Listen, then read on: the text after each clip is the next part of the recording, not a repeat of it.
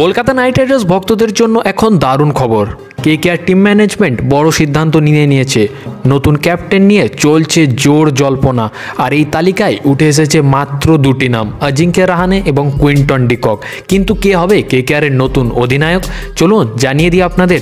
তবে তার আগে কেকেআরকে মন থেকে ভালোবেসে থাকলে অবশ্যই কমেন্টে আমি কেকেআর লিখে দেবেন, আর তার সাথে সাথে অবশ্যই ভিডিওটিতে লাইক করবেন। কেকেআর ম্যানেজমেন্ট তাদের নতুন অধিনায়ক নিয়ে বড় সিদ্ধান্তের মুখোমুখি। প্রথমে আসা যাক অজিঙ্ক্য রাহানের কথায়। তার সাম্প্রতিক ফর্ম কিন্তু একেবারে বিধ্বংসী। এক কথায় আগুনের ফর্ম রয়েছে তার এখন। ব্যাটিং হাতে তিনি এখন আগুন ঝরাচ্ছেন। তবে এখানেই রয়েছে কিন্তু সবচেয়ে বড় দুশ্চিন্তা। ক্যাপ্টেন্সির চাপ যদি তার কাঁধে দেওয়া হয় তাহলে তার ব্যাটিং ফর্মে হয়তো প্রভাব পড়বে। তেমনটাই আশা করছে কেকেআর টিম ম্যানেজমেন্ট। রাহানের মতো গুরুত্বপূর্ণ ব্যাটসম্যানকে আরও স্বাধীনভাবে খেলতে দিতে চাইছে কেকেআর। আর এই কারণেই এই জায়গায় চলে আসছে কুইন্টন ডিককের নাম।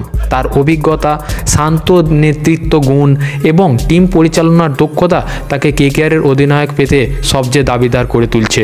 কুইন্টন ডিকক এমন একজন প্লেয়ার যিনি চাপের মুহূর্তে শান্ত থাকতে পারেন এবং পুরো টিমকে এগিয়ে নিয়ে যেতে পারেন। তাই কেকেআর ম্যানেজমেন্ট খুব সম্ভবত রাহানের ব্যাটিং ফর্মকে অব্যাহত রেখে ক্যাপ্টেন্সি দিতে চলেছে কুইন্টন ডিকককে। আপনার মতে কুইন্টন ডিকক অধিনায়ক করা কি কেকেআরের জন্য একটা ভালো সিদ্ধান্ত হবে? অবশ্যই কমেন্টে জানাবেন।